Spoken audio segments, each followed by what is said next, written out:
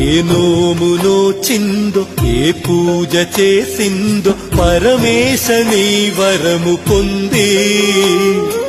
కురిసింది ఈ కన్న తల్లి తన శ్వాసతో బంధమల్లి